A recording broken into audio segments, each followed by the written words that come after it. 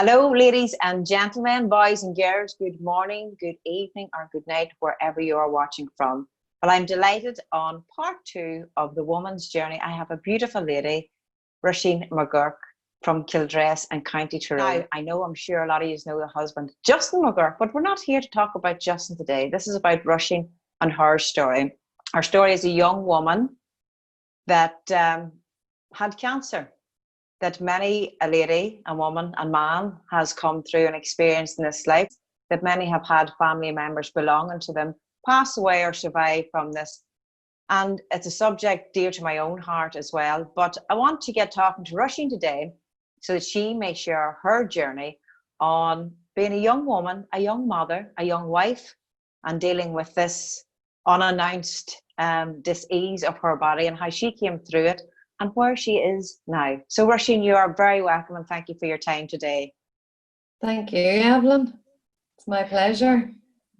Roisin, if you don't mind now sharing your story with us, because how I knew you, Roisin, we met through dancing. So that was always what we done on a Monday night. We danced and danced until I got to know Justin, and Justin then shared me, and I suppose how he dealt with it at that time.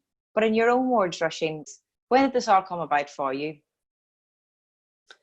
Well, it started really after the birth of our first wee boy, Larry.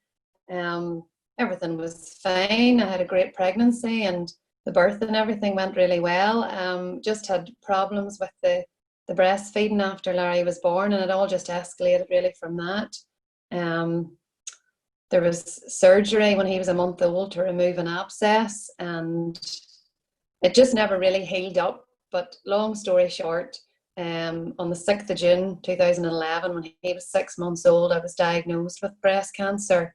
It was grade 3, triple negative, which isn't really, I know none of them are good, but that's not really a good one to get. And I was only 34, so it was all just a big shock really at the time. You don't expect that news with no family history, and I have a very big family, and everybody was surprised because I was healthy and I was always into my dancing and never really had to watch my weight. I didn't smoke, it wasn't a big drinker or anything, so it was a bit of a head spinning time, but here I am over 9 years later, and here to tell the tales. You have to just take the positives out of everything, and all through the surgery and the treatment and everything afterwards, there was always some good coming out of the bad.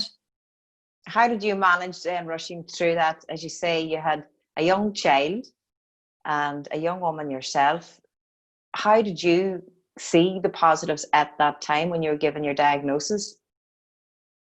Well, I was glad that he was so young, because he doesn't remember anything about it, all the hospital visits and the side effects from the chemo, and I was sick, and well, I just had a very good husband and a good mommy. Mommy more or less moved in with us for probably a year, and I was grateful that it was me and not her, and not Justin, because he was able to still go to work, and the mortgage still had to be paid at the end of the day, and Larry was healthy and well, and I just had a good network of people around me, to keep everyday life ticking over and keep my spirits up whenever they maybe dipped a wee bit.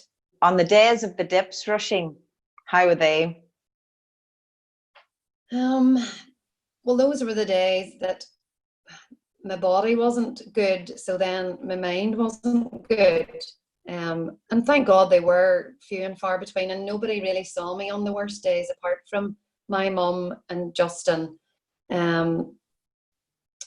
It's mind over matter. If you have a bad day, you just have to, nobody else can get through it for you. I had 6 sessions of chemotherapy, and after every one there was a different side effect, maybe that I hadn't had the first time round. So just reading up on what to do to help my system through it. I was drinking loads of water and eating pineapples and doing weird things that I'd never done before. And just, reading and probably adding a bit of humour to every day as well was a good medicine. The way my treatment worked, there was 21 days in between each session. So basically 3 weeks. On the first week after the chemo, I was always feeling a bit lousy, you know, in my physical body. And then on the second week, my immune system was at its lowest. So I wasn't feeling as bad, but mentally I knew I couldn't put myself out there. I couldn't have visitors. I couldn't go anywhere because I knew my body was vulnerable at that stage. And then on the third week, I felt really good. But in a sense, that was my body preparing itself for the next treatment. So you're kind of, you know, you're building yourself up and you're feeling really good. But in the back of your mind, you're thinking, oh, this isn't going to last, you know, because I'm going to get zapped again and it's just going to bring me back down. But it's just mind over matter and nobody can do it for you. You just have to do it yourself, and it's for the greater good, you know, in the long run. Did you ever question, why me? Look, of course I did. And then when you look at the statistics, you know, it's cancer is so common now, you know, why not me? And as I said before, I was glad that it wasn't the baby. And, you know, my mum or any of Justin's parents, you know, who are maybe elderly and a bit more vulnerable and weak. And I just thought, well, it was sent to me for a reason, you know, because I was able to deal with it, and I had a good husband. So from diagnosis then at 34, Roisin, and you had your treatments and all of that, how long was it then before you got the all clear, or is it remission? They never actually used those words. Really, I had my surgery 2 weeks after I was diagnosed, and that was a massive relief, because at that stage I felt that it had been cut out of me, and you know, it was gone. And I was told my chemotherapy and radiotherapy was precautionary. You know, they were happy they got all the cancer away, but at the same time I just went with what the medical professionals were telling me, you know, that chemo and radio were essential, and you just put your trust in them. So then I had about a 7-week wait between surgery and the chemo starting. That waiting was kind of hard because I just wanted to get it started, to get it finished, you know, because you're kind of in limbo. So I had 18 weeks then of the chemo, and then I had 6 weeks of radiotherapy after that.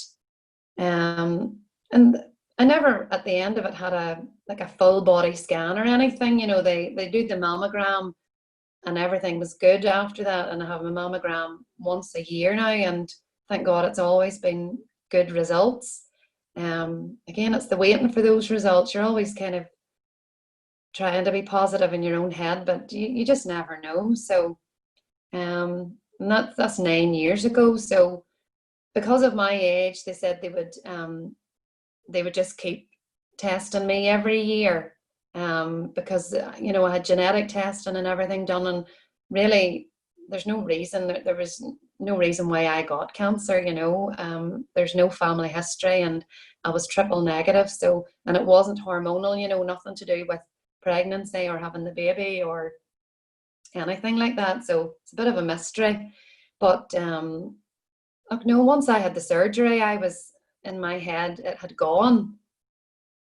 Everything after that was just a bonus, really. Not that you call chemo a bonus, but I felt that I was getting a clean slate, you know, to start afresh, because the chemo is basically poisons everything in your body, kills all the bad cells and kills all the good cells at the same time. But after that, no, I felt really good. And like when I was having the chemo, my hair fell out and my eyebrows, and had all the different side effects of sickness and mouth ulcers. But you know, on the positive side, my skin was never better. You know, you stuck your wig on and you were ready to go if you were heading out anywhere. Your instant hairdo.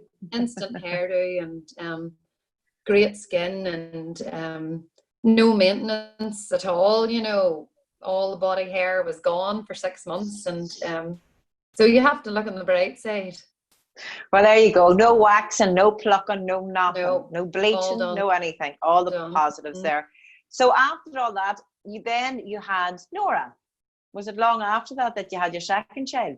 Aye, well, there was always a question mark about fertility. I remember speaking to the oncologist, and at that stage I was only 34, and we just had our first baby. We'd only been married a couple of 3 years, you know, and we wanted a bigger family at the time. And he told me that, you know, the chemo and the radiotherapy would reduce my fertility chances, but I didn't feel the need to freeze eggs or anything, you know. I just thought, we'll just go with the flow and see what happens. Whenever my radiotherapy finished as well, like, chemo just kills everything, and you know, my monthly cycle and everything had stopped for a good few months. And when the radiotherapy stopped, I felt that I was going into menopause, because the oncologist said that, you know, that's a possibility. So at that stage I started to develop like a wee bit of hair on my face, and I was having hot flushes and no sign of the periods coming back. And I just thought, this is happening, you know. That stage I was just turned 35, and I thought, that's it, here comes menopause and no more children. But 2 months later, then my periods came back, and came back regular. You know, everything was, and my hair started growing back, and everything was coming back to normal. And really your body just repairs itself, you know. It is amazing the way it just gets over all that and starts again. But no, it was that was 2012, and then she wasn't born to 2015. So I think I'd been told at the time to give it a couple of years, and then I took a wee bit of persuading. I had that fear, just that, you know, getting pregnant again and maybe trying to breastfeed again would start everything off. But I remember going to a funeral one day, and the priest was talking about the lady who had died, but she'd left such a legacy because she'd 13 children or something, and they were going to be such a support to each other now that their mother had passed. And I came home that day and I said, I don't want Larry to be on his own, you know. I just thought, when we go, or if either of us die, you know, he'll have nobody, and I'm very close to my sisters. So I just, that day we just made the decision, and that was October 2014, and she was born in July 2015. So whenever we decided to go for it, it just happened. Very, very lucky. Good. Well, as you say, you're a good supportive husband. Yeah. Well, he didn't need too much encouragement when I said, yeah, let's do this. We'll do it now before I change my mind again. Go, Justin. Roisin, so life now is good. Do you feel that gratitude or appreciation of the body, because we take it quite a lot for granted, our body, and just like our bowel, our liver, our lungs? Do you find I'm very, very conscious and very aware, like, of what I put into my body, you know. But I always was, you know. So that part of it was a wee bit unfair, you know, that it happened to me. And I am so conscious about, you know, being fit and healthy and all about well-being. But as I say, you know, it can happen to anybody. But I think as well, I've become very tuned in, and I listen to what my body tells me now, you know. And that just, I suppose I was getting a wee bit of counselling, and I was having reflexology during the chemotherapy on my good weeks. And the lady who did that for me just taught me to kind of tune in and listen to what your body's telling you. You know, and I know what's good for me now, and I know what's not. So fresh air and, you know, water and all the basics. It's not rocket science, like, it's. And your exercise, you enjoy your exercise and getting out with the family. Aye, well, I love dancing. I do love the dance. Not doing any at the minute now.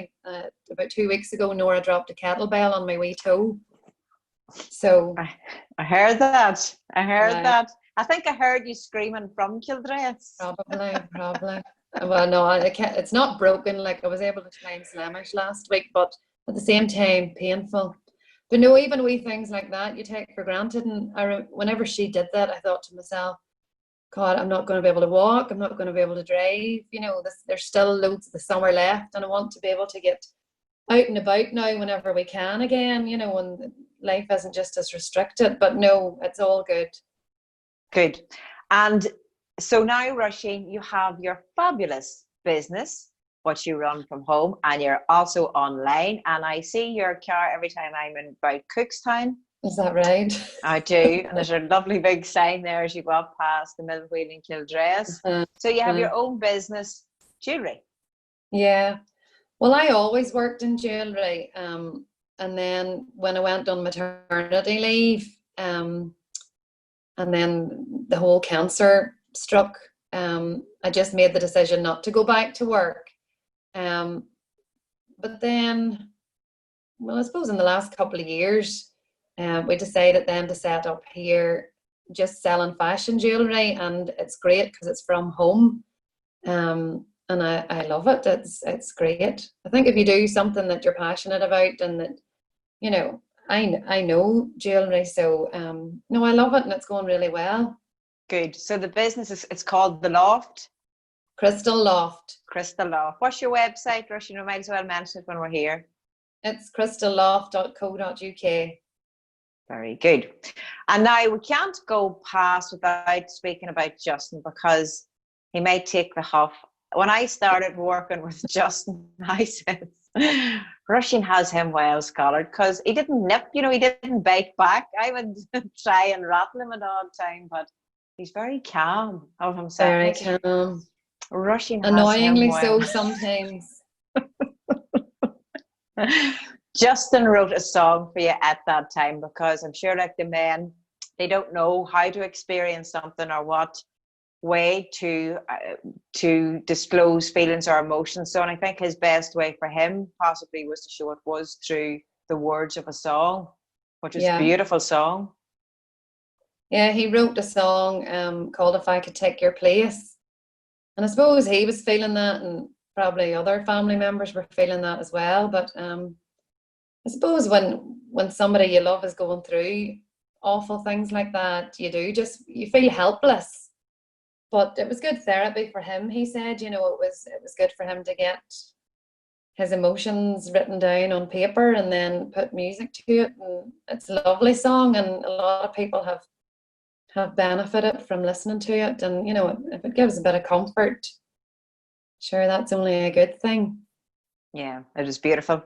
So, Roisin, I want to ask you then a wee bit of advice for anyone that personally is experiencing perhaps what you have come through yourself, if they've just received news themselves. Is there anything that you could offer now in a way of support?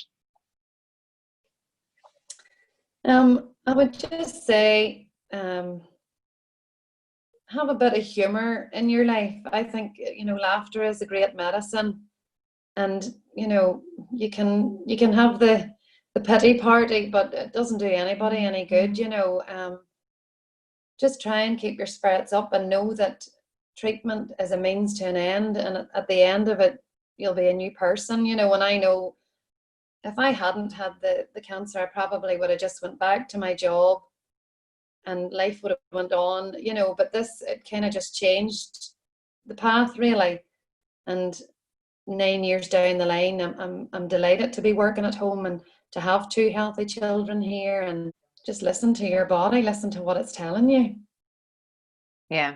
And I think that's something that, even though if anybody does not have a disease, your body always has a way of trying to tell you something. There's an emotion, there's feeling, there's energy some way in there. It's always to sit and listen. And if you're tired, rest, you know, because sometimes it does take for the body to shut down before life changes for people. And as you say, that there is blessings in what we class as tragedies. And I know from what we went through in our house, you know, I'm so grateful that my mother actually said those words herself. I remember, she says, I'm glad it's me and not any of yous. And it's strange that, isn't it, that when people have this, I am so glad this is me and not you, because if we had it, it would be too unbearable for her to even to go through herself. Well, I know that the hardest thing I've ever had to do was come home that day and tell my mother, that I had breast cancer. It was the worst thing I've ever had to do. Just, her reaction, and I was breaking her heart. I hope I never have anything like that to do again. But everything's very different, I think, when you have your own children too. You realize how much you want to protect them, no matter what age they are.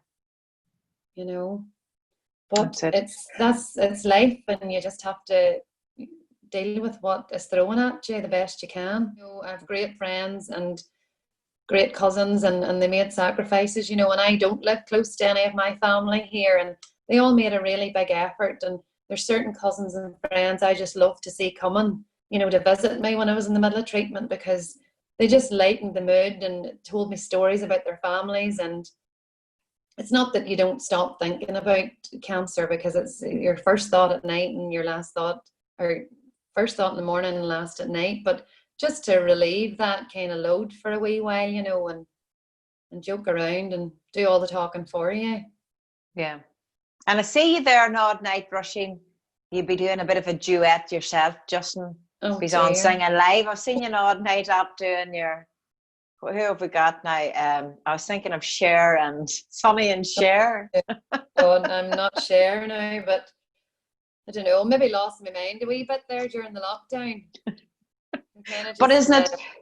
But you see, there's always a saying when they say a family that prays together stays together, and that doesn't necessarily mean getting down and saying the rosary. To me, prayer is in the feeling of gratitude, and that in itself is singing together, playing together, walking together. That's all in the prayer, and a good family unit, and you have wonderful support. But you're a great woman yourself, and thank you so much, Roisin, today for coming on. It's my second interview on the woman's journey and sharing with us your journey. It was not so great, but you found the positives out of it. And life is good. You have your own business, wonderful network around you, great children. And life is a blessing. Absolutely. Thank you, Evelyn.